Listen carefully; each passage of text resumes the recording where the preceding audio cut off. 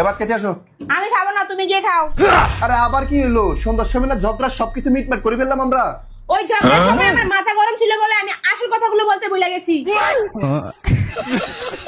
আচ্ছা তোমার আসল কথাগুলো অন্য সময় ঝগড়া লাগলে তখন বইলো, এখন আসো ভাত খাইতে।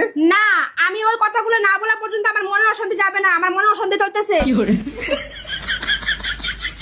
ঠিক আছে, তোমার মনের কথাগুলো শুরু করো, আমি শুনি। ওই দিন যে তুমি 4টা সিঙ্গারা আনছিলা, তোমার বোনে 3টা খাইছে। খাওয়ার পরে ওই একটা আমারে দেয় নাই।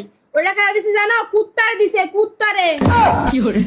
তারপর তুমি যে 1 সপ্তাহ আগে আমার লগে লুকিয়ে লুকিয়ে রসমালাই আনছিলা, ওটা তোমার ভাইয়ে দেখছে। দেখে তোমার মার কাছে যেয়ে বলছে তুমি নাকি বোর গোলাম হয়ে গেছো, বোর পিছনে সব টাকা নষ্ট করে ফেলতাছো। আর আছে? অথচ তোমার কাছে আমি ওই দিন 1000 টাকা চাইছিলাম কসমেটিক্স কেনার জন্য, তুমি আমারে দাও নাই। তোমার বোনের 2000 টাকা দিয়ে 3 পিস কিনে দিছো। শেষ হয়েছে?